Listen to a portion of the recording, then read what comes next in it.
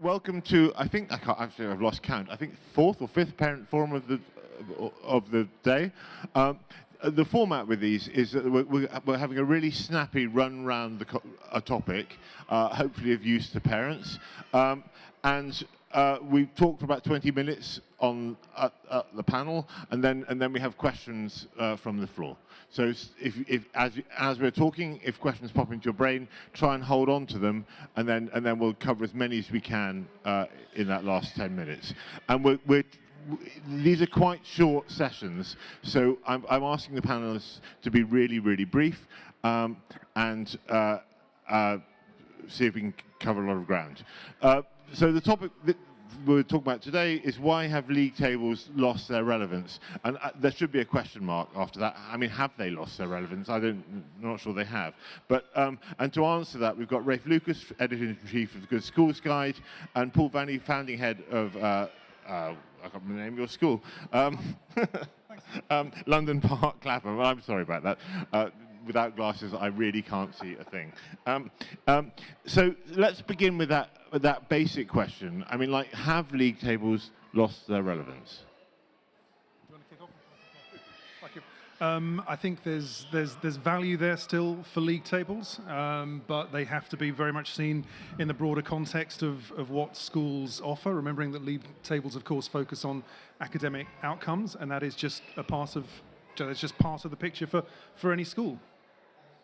Rafe, do you agree with that? They're about the only bit of reliable data you can get to compare schools with, but their use is quite limited. But it's useful to have them. It's a benchmark. Okay, so maybe just to kind of like get a straw poll from the audience. Put your hands up if you have ever looked at a school league table. And put your hand up if that's most of the audience. Put your hand up if in some way or another you found that information useful. Yeah, great. So I think we have to start with the premise that perhaps they haven't entirely lost their relevance. So let's dig into the question of league tables a bit more and think about how long have they existed. I mean, you've been around in the school information area for quite a long time, Rafe. There was a period before school league tables, wasn't there? Yes, there was, and at that stage it was really hard to find out how one school was doing against another. It was a good time. I mean, it was a real revelation when they were produced, and a lot of change flowed from it, which was when was that? I can't remember. It's 90s? John Major, Conservative government, 1994, I think, was the first league tables. Oh, that's really fascinating. So there was a period pre-90s. Our parents happily chose schools for us with no real way of comparing how good the schools were. They just told you how good they were, and you trusted them, basically. That was the situation before, wasn't it? I mean, there may well have been sort of softer league tables and rankings at that point, but the first attempt at any sort of data-based tables, exam result database, that was early mid-90s. Yeah, I mean, similarly, there was a similar process in the States with things like, for example, law school rankings came in the 80s. So this was a kind of trend in the 80s and 90s to start kind of measuring more things and ranking them. It wasn't just in education, it happened in all sorts of areas of public life. But there isn't just one league table, is there? There are quite a few. So which are the most respected ones? Or is there only one? To my mind, there's only the one published by the DFE, and it's a fairly rich data set is the one to go by. Okay, so Rafe says there's only one. What about, does everyone, when you all put your hand up, did you all look at the DFE ranking table? One person at the back. So what are the other ones that people use then? You're looking at me really blankly. Well, no, I mean, I would say parents who I know tend to look at the Sunday Times Parent Power league table. I mean, that would be. Let's have a vote. Let's have a vote for Parent Power. Who's looked at Parent Power, the Sunday Times one? Okay, great. So that's so there are other ones. So can anyone tell us what else they've looked at? Microphone, please. Over there. Guardian does league tables as well. Any others? Okay, so we've certainly got three sources of information. The reason I think Rafe is stressing the DFE is that the others get their information from it. Is that correct? It's a very major source, but where you're looking at independent schools, you need additional sources too. So some of the newspapers put some effort into trying to collect additional data. You're absolutely right, of course, but the challenge is that, well, there are a number of challenges in terms of independent schools and where they sit in league tables, not least at GCSE level, where the government league tables don't reflect IGCSEs. And so that can negatively impact on the standing in the official government league tables of a lot of large independent schools that historically have, or over the past 10, 15 years, at 16 at GCSE level have actually focused on IGCSEs, international GCSEs, rather than GCSEs per se, which, as I say, aren't recognised in the government league tables. And do the government measure things like SAT scores as well? Can you get league tables of primary school performance? Primary school league tables for state primary schools, really useful. There's a key measure there, which is the percentage of pupils getting level 5 or better. Gives you an indication of how many kids are doing really well. There is no information at all for independent prep schools. The only information that I rely on there is where do they send their kids to. If they're getting their kids into St Paul's, it's a good school. Yeah, so this is part of what this question is. We're starting to dig into the more complicated aspects of league tables. So prep schools and younger ages through schools, I guess, in the independent sector, have completely opted out or don't take part in that whole measuring system. So that's one chunk of information that doesn't exist properly in league tables. There are also, then we found that IGCSE means that GCSE results don't reflect the independent sector properly. Are there any other independent school opt-outs from this measurement system? I think there are certainly from around 2008. There are a number of large independent schools. St Paul's was one, and the reason I know this, and I say 2008 with confidence because I was working there at the time, they proactively chose to opt out of league tables, and a number of other large independent schools did that as well. Eton were part of that cohort, and they did that in some respects for philosophical reasons around the purpose of league tables. Are they allowed to opt out then? Is that because state schools can't opt out, can they? State schools can't. Yeah. And independent schools, their public data, which is focused on A-levels, that has to get published by the government. They can't miss that. But the optional league tables, like Sunday Times, What's Happened at GCSE, they can choose not to. And these are the league tables, of course, that lots of parents look at. As we've just seen, parents may or may not look at the official DFE ones. So, I mean, what we're discovering here is that, there are various ways in which league tables don't give comprehensive information about independent schools. The other really obvious big one is that there are a chunk of independent schools that do IB. And then again, they're not in league tables for A-level. So there are all sorts of reasons why some of the schools you're looking at here, for example, might not be in the league tables. So given that problem, and that the independent schools are a bit kind of like cowboy in their attitudes to data, what do we do about it as parents? How do we gather information about schools? What we used to make of the tables that are published, and how do we then top it up? And apart from obviously looking at the Good Schools Guide. Visit the schools, speak to the head, speak to the teachers, speak to current pupils at those schools. Ask yourselves as parents, what do I want for my child? Ask yourselves as parents, what might be the best school for my child? Don't ask yourself, what's the best school? Every child is different and every school is different. So there's some sort of soul searching there around the child, and then you actually have to take that forward and ask questions of the school. I totally agree with that.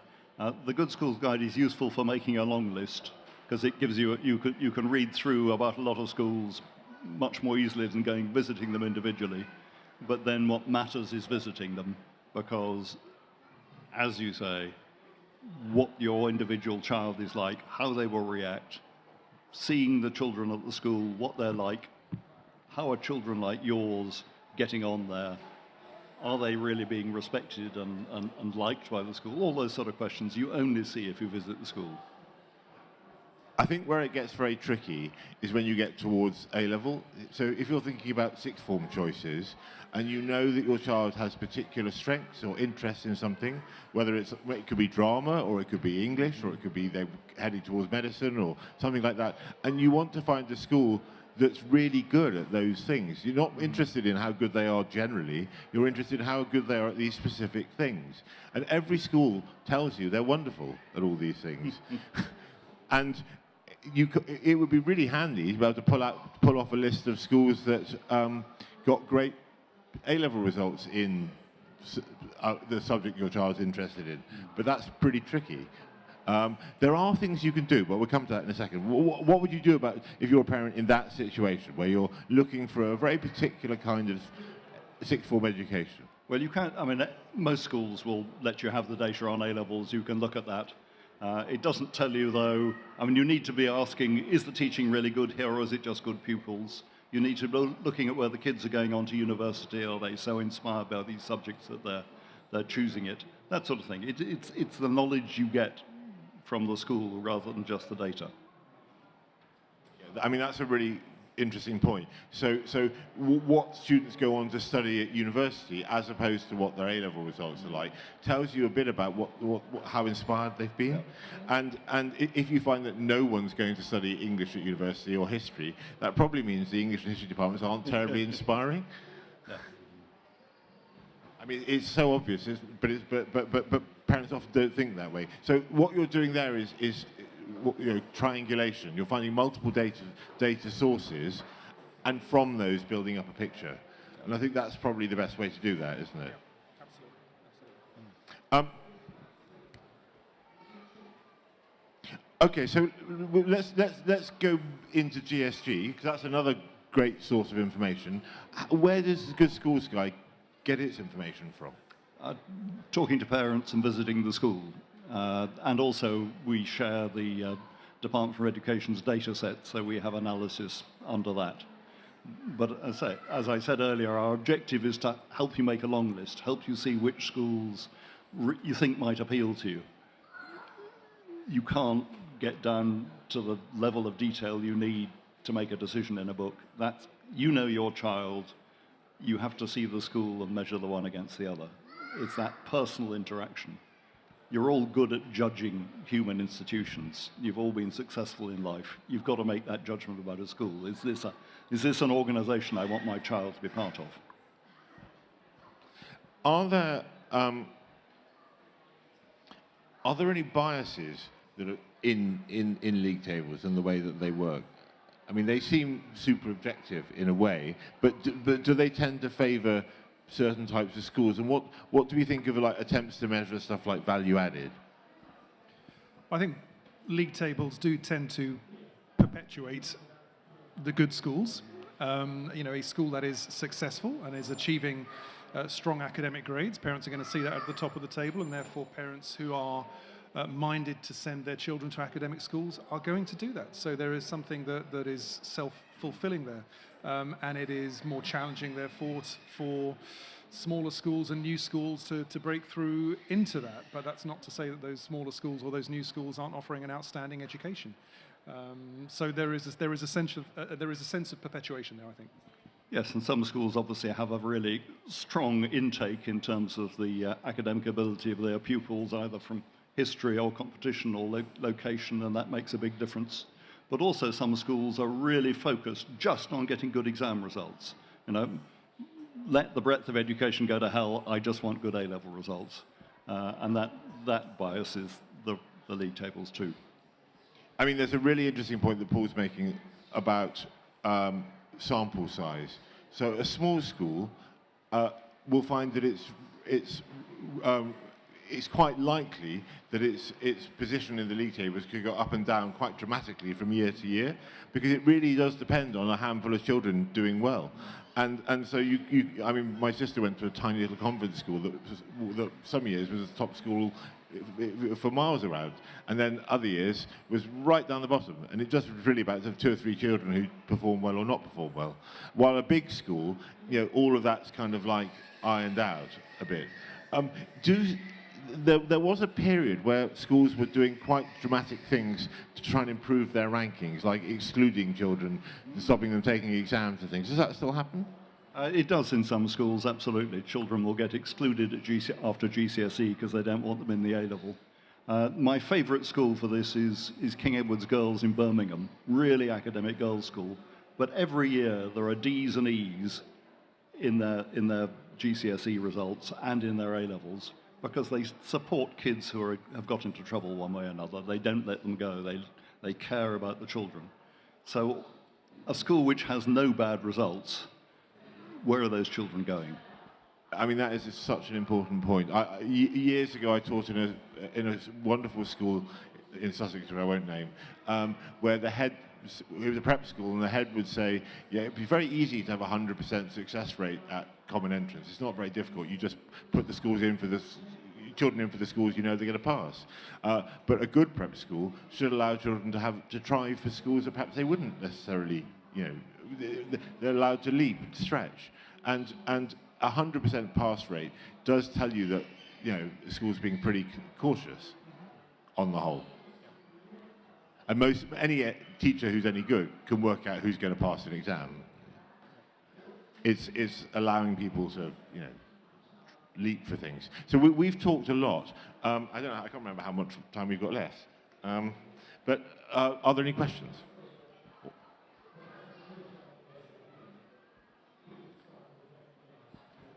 Yes, great.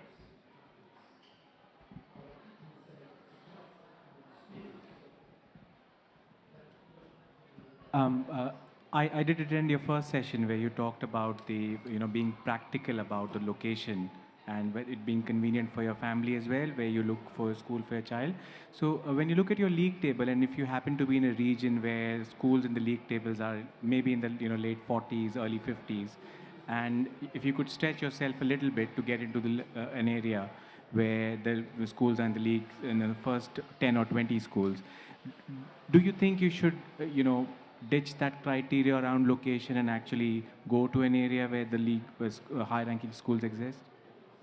Very good question. What do you think, Ray? No, I would look at the schools carefully first because it doesn't matter what the whole of the school is doing.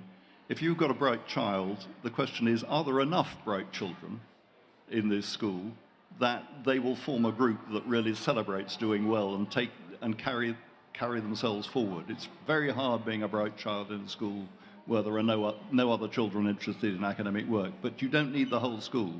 You can have a broad school and just have the academics as part of it. So no, have a look. Are enough children succeeding? A quick measure for that is, are kids applying to Oxbridge from this school? Have they got that level of ambition? Only it doesn't matter if only 1 or 2 are getting in, but are enough applying? Other thing I would just say is, depending on the league table that you're looking at, let's say we're talking about Sunday Times Parent Power, top 200. The difference between the school that's number 1 and number 20, and then the difference between 20 and 40, actually in real terms, in terms of outcome, I would contend is relatively small. Bear in mind, the length and breadth of the country, there's something like 5,000 education providers that offer A-levels. So if we're splitting hairs between 1 to 20 and 20 to 40, we are getting into really, really quite granular detail. Obviously, I don't know what sort of league tables you were talking about there, whether it was more localized, but even so, I would always, as a parent and parent myself, I would always step back from the league table and just bear in mind that the table is presenting one piece of data around academic outcomes. You don't know what underpins that particular set of data, and it's not saying anything about the school in terms of pastoral care, in terms of co-curricular provision, in terms of whether it might be the right school for your child. So again, I go back to that point, ask you a starting point has to be what might be right for my child. Another quite interesting source of information for those kind of questions is to look at, both Oxbridge and UCAS and the DFE publish data on schools that send children to Oxbridge and to Russell Group as well. And for example, about 3/4 of schools never send a child to Oxbridge.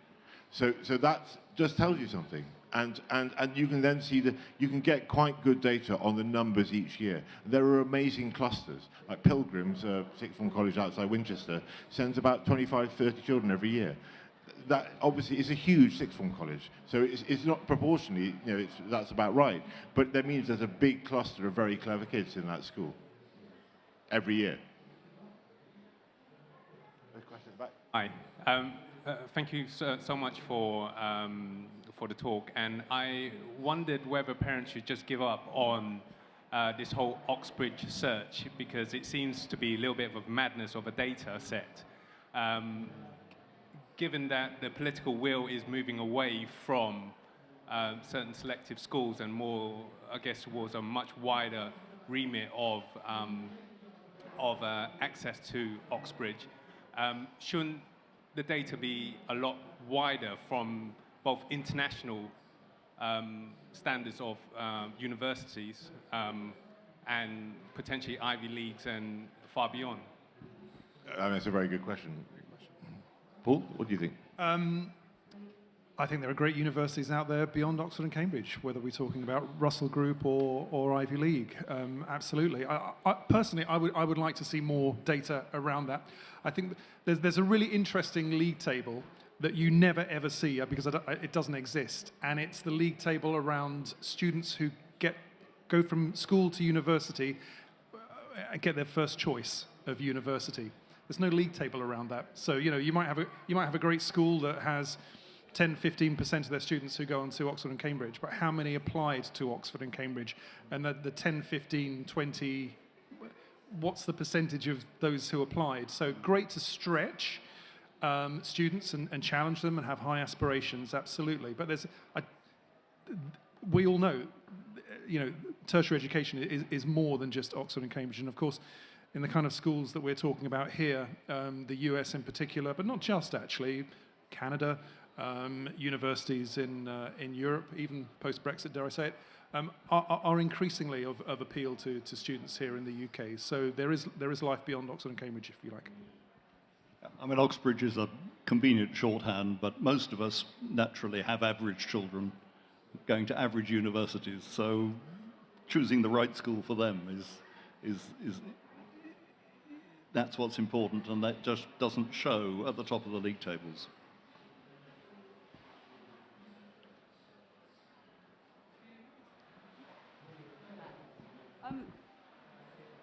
A league table is the most important criteria to judge a choice for a student parent, and to make decisions then to send to a particular school. And how relevant really are league tables? How seriously should we take league tables? It's one piece of data. It's one piece of data. So yes, look at league tables and draw whatever conclusion you may choose from that. Interestingly, just in terms of the DFE league tables for this year, this shows you how complex this whole question actually is. So post-pandemic, students this year sat GCSEs and A-levels for the first time in 2 years, 3 years, whatever it was. And as a result, the government feels compelled still to publish that data, make it public so people can make informed choices. But the government guidance and advice around their own school data is that parents shouldn't draw direct comparisons between schools in a particular area based on that data this year, because schools have been affected in different ways and to different degrees through the pandemic. And they're also suggesting that parents don't seek to draw direct comparison between data this year and data from previous years for the same school. Again, for that very same reason, the pandemic has skewed the data that we have presented to us.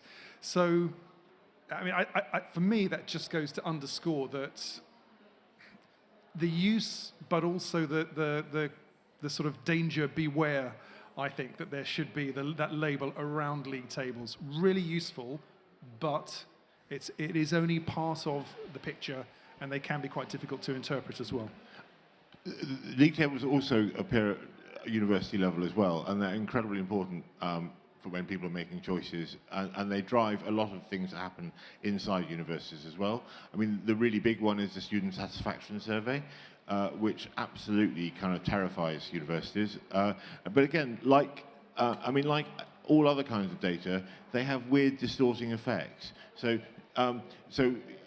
some very surprising institutions top the student satisfaction survey and then make a big lot of noise about it, and some really eminent institutions do incredibly badly in it. So the LSE, for example, always does incredibly badly in student satisfaction. And it is partly that there are some quirky things about being a student at the LSE, but it's also to do with the kind of people who go there, who are kind of a bit, like St Martin's also does very badly in student satisfaction, but the students love it, but they're just kind of awkward buggers, and they don't fill it in right, and they like to moan, and that's just sort of part of being an art student. So I think with all of these things, when you've got data about something, you have to think, what's the purpose of the data?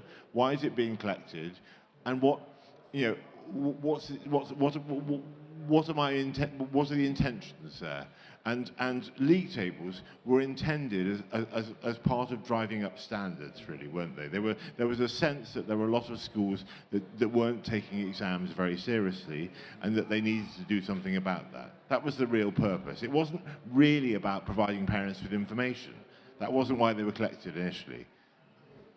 I think that's absolutely right, and I think over the arc of the past 30 years, league tables have probably been successful in doing that. But now I sense that parents are more understanding, more nuanced, and more discerning. And when they look at schools, they are asking about all of the other things that sit alongside the curriculum. And so this is where I think perhaps, in part, league tables are beginning to lose not their credibility, far from it, but their overall value.